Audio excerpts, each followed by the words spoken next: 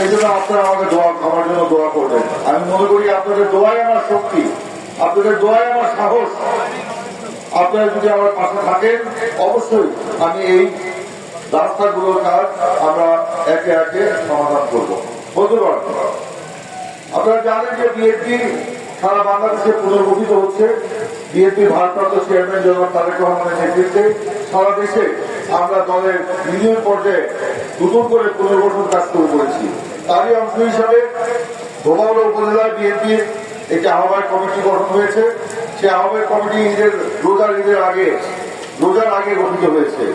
এর মধ্যে এই আহ্বায়ক কমিটি সভা করে প্রস্তুতি নিয়েছে, রোজার মধ্যে ইফতারের আয়োজন করেছে, অন্যান্য রাজনৈতিক কর্মসূচি পালন করেছে। রোজার ঈদের পর থেকে তারা এই পুনর্গঠনের কাজ শুরু করেছে এবং সেটারই অংশ হিসাবে আপনারা দেখেছেন যে আমাদের এই ধোবাউড়া উপজেলার প্রায় প্রত্যেকটি ইউনিয়নে সফলভাবে তারা এই কর্মী সমাবেশগুলো করেছে। আমি তো মনে করি এটা সফল মানে কি 100% সফল হয়েছে এবং এই এক একটি কর্মী সভায় এক একটি জনসভায় পরিণত হয়েছে। সেই জন্য আমি ধোবাউড়া উপজেলা বিএনপি নেতৃত্ব, ইউনিয়ন এবং ওয়ার্ড বিএনপি নেতৃত্বকে আন্তরিক ধন্যবাদ এবং কৃতজ্ঞতা জানাচ্ছি। শুধু এইটুকু বলতে চাই, এই কমিটি গঠনের মধ্য দিয়ে বসে থাকলে চলবে না। এখন আপনাদের উপজেলা নেতৃত্বকে বলবো সব ইউনিয়ন কমিটিগুলো আপনারা দিয়ে দেবেন অতি সত্তর আগামী 5-7 দিনের মধ্যে যেন দিতে পারেন সে ব্যবস্থা করেন এবং ইউনিয়ন কমিটি দেওয়ার পরে প্রত্যেকটা ওয়ার্ডে ওয়ার্ডে যেন কমিটি হয়। আপনারা যদি রাজি থাকেন আমি এসে আপনাদের সাথে ওয়ার্ড কমিটির কার্যক্রমে অংশগ্রহণ করবো। আপনারা দোয়া করবেন আমি যেন আপনাদের সাথে থাকতে পারি। বন্ধুগণ, এর মধ্য দিয়ে আমরা বিএনপিকে শক্তিশালী করবো। আপনারা জানেন দীর্ঘ 15 বছর আমরা আওয়ামী লীগের আমলে আমরা দুঃশাসনের মধ্যে ছিলাম, নির্যাতন নিপীড়নের মধ্যে ছিলাম। আমাদের নেত্রী বেগম খালেদা জিয়া থেকে শুরু করে একটা ওয়ার্ড ইউনিয়নের নেতা পর্যন্ত কেউ আমরা স্বস্তিতে শান্তিতে থাকতে পারি নাই। আমাদের বিরুদ্ধে মামলা, এই যে আজকে এখানে প্যান্ডেলের নিচে যারা উপস্থিত আছেন কিংবা মঞ্চে উপস্থিত আছেন, অনেকে আপনারা জেল খেটেছেন, অনেকের বিরুদ্ধে মামলা, আমিও জেল খেটেছি, আমার বিরুদ্ধে মামলা ছিল। এই মামলার মোকদ্দমা দিয়ে আওয়ামী লীগ চেষ্টা করেছিল বিএনপিকে দমন করার জন্য, তারা দমন করতে পারে নাই। তারা চেয়েছিল বিএনপিকে নিঃশেষ করে দেওয়ার জন্য, বিএনপিকে তারা নিঃশেষ করতে পারে নাই, বরঞ্চ তারাই নিঃশেষ হয়ে গেছে। তাদেরকে আজকে বাকি চালান দিয়ে কোথাও খুঁজে পাওয়া যায় না। আজকে এটাই হচ্ছে পরিস্থিতি, কারণ তারা দুর্নীতি করেছে, লুটপাট করেছে, গণতন্ত্র হরণ করেছে, জনগণের ভোটের অধিকার কেড়ে নিয়েছে, শোষণ নির্যাতন করেছে। এই কারণে তাদেরকে এই পরিস্থিতি ভোগ করতে হয়েছে। আজকে আওয়ামী লীগের পতন হয়েছে, অন্তর্বর্তীকালীন সরকার নতুন করে যাত্রা শুরু করেছে। আগামী কিছুদিনের মধ্যে হয়তো নির্বাচন হবে। আপনারা জানেন এই নির্বাচন আমরা অত্যন্ত সুন্দর সুষ্ঠুভাবে করতে চাই। আমাদের নেতা জনাব তারেক রহমান সে ব্যাপারে উদ্যোগী ভূমিকা পালন করেছেন। এই বাংলাদেশের মানুষ যখন নির্বাচনের কোনো তারিখ পাচ্ছিল না, বাংলাদেশের মানুষ যখন উত্তপ্ত হচ্ছিল, যখন ক্ষুব্ধ হচ্ছিল, আমাদের নেতা তারেক রহমান লন্ডনে প্রধান উপদেষ্টা ডক্টর মোহাম্মদ ইউনূসের সাথে সাক্ষাৎ করে তিনি তাকে বুঝিয়েছেন যদি দ্রুত নির্বাচন না হয় তাহলে গণ অভ্যুত্থানের যে ফসল সেটা বাংলাদেশের মানুষ ঘরে তুলতে পারবে না। ষড়যন্ত্র চলবে, আওয়ামী ফ্যাসিবাদ ষড়যন্ত্র করছে, অন্যান্যরা ষড়যন্ত্র করছে, বাংলাদেশে যাতে নির্বাচন না হয়, নির্বাচন যেন অনিশ্চিত হয়ে পড়ে। প্রধান উপদেষ্টা বুঝেছেন এবং দুই নেতা লন্ডনে বসে তারা চুক্তি করেছেন ইনশাআল্লাহ আগামী ফেব্রুয়ারির প্রথমার্ধেই বাংলাদেশে অবাধ সুস্থ নিরপেক্ষ নির্বাচন হবে। ইনশাআল্লাহ রোজার আগে বাংলাদেশের মানুষ একটি নির্বাচিত সরকার উপহার পাবে। বন্ধুগণ, বাংলাদেশে সর্ববৃহৎ রাজনৈতিক দল হচ্ছে বিএনপি। সেই বিএনপি গ্রামে গঞ্জে শহরে বন্দরে পাড়ায় মহল্লায় প্রতিটি ঘরে ঘরে বিএনপির কর্মী রয়েছে। আজকে তার প্রমাণ। সেই কারণে দেখেছেন কিছু কিছু দল, নতুন কিছু দল আবার ইসলামের নাম দিয়ে দু একটি রাজনৈতিক দল তারা বিএনপির বিরুদ্ধে ইচ্ছাকৃত ভাবে প্রোপাগান্ডা চালাচ্ছে। তারা বলে যে বিএনপি নাকি চাঁদাবাজের দল, তারা বলে বিএনপি নাকি দখলবাজের দল। তাদের উদ্দেশ্যে বলতে চাই এইসব প্রোপাগান্ডা চালিয়ে জনগণকে বিএনপি সম্পর্কে বিভ্রান্ত করা যাবে না। হ্যাঁ, আওয়ামী লীগ গত 15 বছরে চাঁদাবাজি সন্ত্রাস করে এমন একটা ধারণা সৃষ্টি করেছিল রাজনীতি মানেই হয়তো চাঁদাবাজিদের আস্তানা, যেটা ভুল। আমাদেরও কিছু লোক এখানে সংক্রমিত হয়েছিল। সেই কারণে আমাদের নেতা তারেক রহমান তিনি দেখেছেন গত 10 মাসে আমাদের সেই সব বিপদগামী নেতা কর্মীদের বিরুদ্ধে ব্যবস্থা গ্রহণ করেছেন। আমাদের প্রায় 4000 নেতা কর্মীর বিরুদ্ধে ব্যবস্থা নিয়েছেন। 1800-এর মতো নেতা কর্মীকে দল থেকে বহিষ্কার করেছেন। আওয়ামী লীগ তার দুর্নীতিবাজ কর্মীদেরকে এরকম পৃষ্ঠপোষকতা দিয়েছে, বিএনপি সেটা করে নাই। বিএনপি সাথে সাথে অ্যাকশন নিয়েছে। শুধু দলীয় শৃঙ্খলা ভঙ্গের অভিযোগে সাংগঠনিক ব্যবস্থা নয়, আমরা এই আমাদের বিপদগামী সদস্যদের বিরুদ্ধেও আইনগত ব্যবস্থা গ্রহণ করেছি। আপনারা দেখেছেন তারেক রহমান সেটা গ্রহণ করেছে। সে কারণে বলবো যে এইসব প্রোপাগান্ডা চালিয়ে কোনো লাভ নেই। আরেকটি রাজনৈতিক দল তারা আওয়ামী লীগের আমলে শেখ হাসিনার আঁচলের নিচে বসে আওয়ামী লীগকে পাংখা দিয়ে বাতাস করেছে। তারা আজকে বলে বাংলাদেশের মানুষটা কি ধানের শীষ চিনে না। হাস্যকর কথা। আজকে তাদের উদ্দেশ্য বলতে চাই যে বিরোধিতা করা ভালো, কিন্তু ইসলামের নাম নিয়ে মিথ্যাচার করা ভালো না। ধানের শীষ জনগণের প্রতি বাংলাদেশের প্রতিটি ঘরে ঘরে ধানের শীষকে টেনে টানে বুঝে। সেই কারণে বলবো শহীদ জিয়া ধানের শীষ সম্পর্কে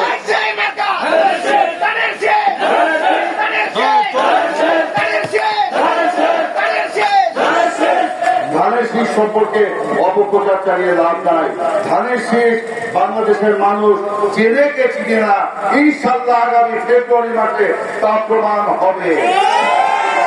আসলে তাদের গায়ের মধ্যে জ্বালা ধরেছে। এতদিন তারা একটি দল ইসলামী দল বিএনপি ছায়াতলের রাজনীতি করেছে, আরেকটি দল আওয়ামী লীগের ছায়াতলের রাজনীতি করেছে। আজকে তারা এক হয়েছে নির্বাচনকে প্রলম্বিত করার জন্য। আজকে তারা এক হয়েছে নির্বাচনকে অনিশ্চিত করে তোলার জন্য। কারণ নির্বাচিত সরকার যদি না থাকে তাহলে তাদের পতন বাড়ে। কারণ নির্বাচিত সরকার আসতে তো তাদের কোনো অস্তিত্ব থাকবে না। সেই কারণে তারা এইসব কথা বলে দেশে একটা সংঘাতময় রাজনৈতিক পরিস্থিতি সৃষ্টি করে তারা খোলা পানিতে মাছ শিকার করতে চায়। আমরা সতর্ক রয়েছি, সরকারও সতর্ক রয়েছে। ইনশাল্লাহ কোন ষড়যন্ত্র, কোন প্রোপাগান্ডা, কোন অপপ্রচারে লাভ হবে না। আগামী ফেব্রুয়ারি মাসে ইনশাল্লাহ নির্বাচন হবে। সেই নির্বাচনের প্রচার কাজ আপনারা এখন থেকে শুরু করবেন। প্রত্যেকটি ঘরে ঘরে ধানের শীষের প্রচার করবেন। বন্ধুগণ, সময় নাই, শুধু বলতে চাই আমাদের নেতা তারেক রহমান বলেছেন আগামী দিনে ধানের শীষের সরকার যদি ক্ষমতায় আসে কি করবে। এই যে তারেক রহমান এই কর্মসূচি করছে, আর কি অন্য কোন রাজনৈতিক দলের সেই ভবিষ্যৎ কর্মসূচি আপনারা জানেন? যারা বিএনপি বিরুদ্ধে প্রোপাগান্ডা ছড়াচ্ছে, যারা বলে ধানের শীষ করে কি বাংলাদেশের মানুষ চেনে না, তাদের কি কোনো কর্মসূচি আছে? নাই। আছে বলে বলেন আছে কিনা? সেই কারণে তারা তাদের গাফলতা হোক। তারেক রহমান বলেছেন ইনশাল্লাহ আগামী দিনে ধানের শীষের সরকার আসলে আমরা জনগণের উপর নির্যাতন করবো না, নিপীড়ন করবো না, জনগণকে আমরা মুক্ত করে দেবো এবং বাংলাদেশে অবাধ এবং গণতন্ত্র চর্চার সুযোগ করে দেবো। ইনশাল্লাহ ধানের শীষের সরকার যদি প্রতিষ্ঠিত হয় আমরা প্রত্যেকটি মানুষের জন্য বিনামূল্যে চিকিৎসার ব্যবস্থা করবো। মানুষের জন্য 50 ধরনের ওষুধ বিনামূল্যে দেওয়া হবে। আগামী দিনে ধানের শীষের সরকার যদি প্রতিষ্ঠিত হয় প্রত্যেক কৃষককে একটি করে কৃষক কার্ড দেওয়া হবে। সেই কৃষক কার্ডের মধ্যে সেই কৃষকের জমির পরিমাণ, খতিয়ান, সেখানে যদি বর্গা চাষি না জমির মালিক সমস্ত কিছু দেখা থাকবে। এবং তিনি তারেক রহমান বলেছেন আগামী দিনে ধানের শীষের সরকার যদি প্রতিষ্ঠিত হয় তাহলে প্রত্যেকটা কৃষককে একটা বছরের 2টা ফসল হয়, একটি ফসলের উৎপাদনের সমস্ত খরচ আগামী দিনে ধানের শীষের সরকার সেই কৃষককে প্রদান করবে। আরেকটি ফসল কৃষককে নিজের টাকা দিয়ে সেটা ফলাতে হবে।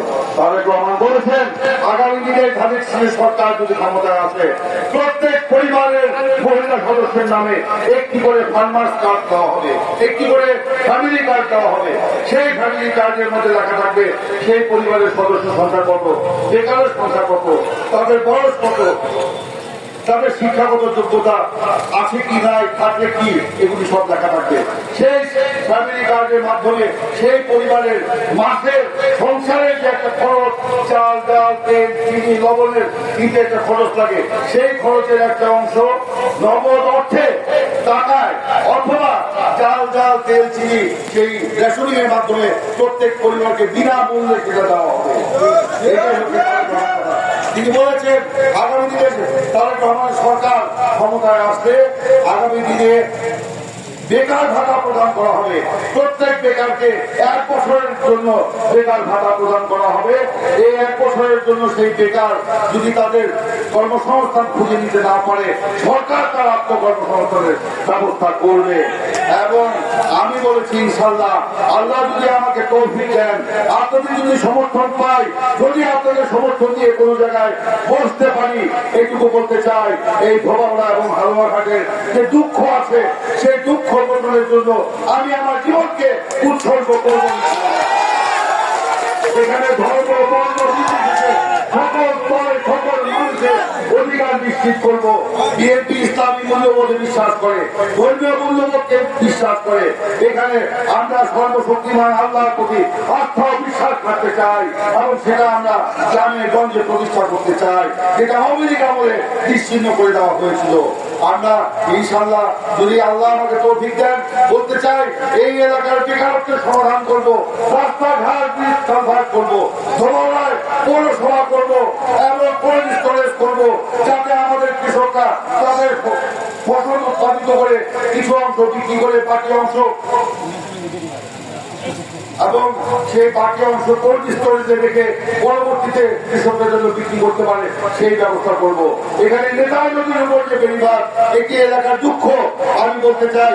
এর আগেও আরো কয়েকটি সমাবেশ আমি বলেছি, ইনশাআল্লাহ আল্লাহ যদি আমাকে তৌফিক দেন এই নেতাই নদীর বেড়িবাঁধ আমরা নির্মাণ করব। আমরা এই পানির হাত থেকে রক্ষা করবো। বিশেষ করে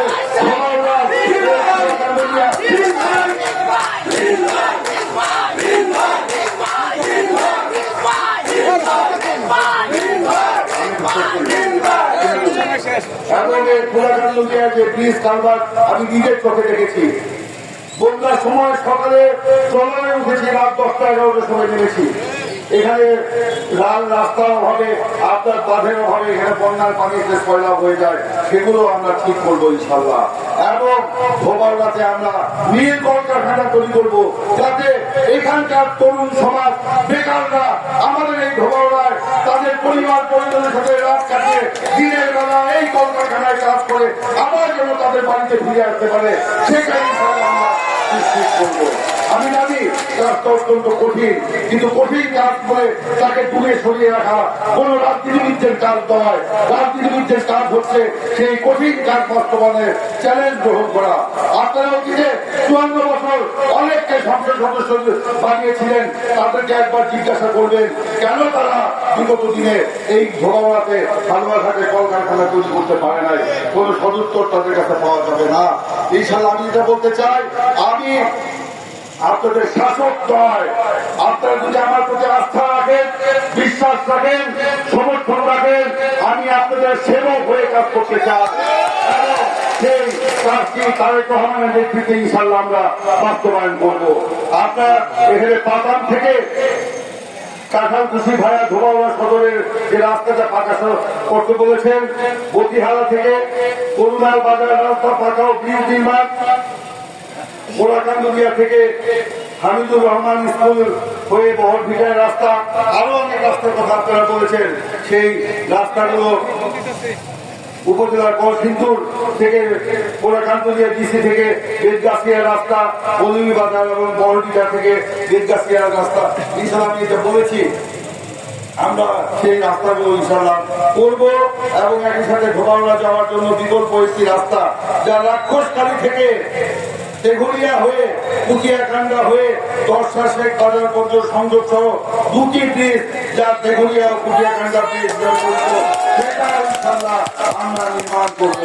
ধোবাউড়া থেকে পোড়াকান্দুরিয়া বাজার পর্যন্ত মেইন রাস্তা পাকা ছাড়া আর কোনো পাকা রাস্তা নেই, আমি আগেও বলছি। সে কারণে অন্যান্য যে রাস্তাগুলো আছে সেগুলো নির্মাণ, পুনর্নির্মাণ, ইট বিছানো, পাকা করা ইনশাআল্লাহ সব হবে। শুধু আমার জন্য দোয়া করবেন, আল্লাহ যেন আমাকে এই কাজগুলো করার তৌফিক দেন, আল্লাহ যেন আমাকে এই কাজগুলো করার জন্য শক্তি সমর্থ যেন দেন, তাহলে ইনশাআল্লাহ আপনাদের জন্য সেই কাজগুলো আমি করতে পারবো। যাই হোক, আমি আমার বক্তব্য দীর্ঘায়িত করবো না, এখনই আজান করবে। আজকে এই পুরাকান্দির ইউনিয়নের কর্মী সমাবেশের মধ্য দিয়ে আমাদের ধোপাড়া উপজেলার সকল ইউনিয়নের কর্মী সমাবেশের কাজ শেষ হচ্ছে। আমি উপজেলার নেতৃবৃন্দকে বলবো আগামী কিছুদিনের মধ্যে আপনারা ইউনিয়ন কমিটি করে ওয়ার্ড কমিটি গঠন, তারপরে আবার সম্মেলন হবে। সেই সম্মেলনের সময় আপনাদের সাথে দেখা হবে, ওয়ার্ড কমিটি গঠনের সময় আপনাদের সাথে দেখা হবে। সকলকে ধন্যবাদ। আল্লাহ হাফেজ। বাংলাদেশ জিন্দাবাদ। শহীদ প্রেসিডেন্ট জিয়া রহমান আমল হোক। দেশ নেত্রী এবং খালেদা জিয়া দীর্ঘজীবী হন। তারেক রহমান জিন্দাবাদ।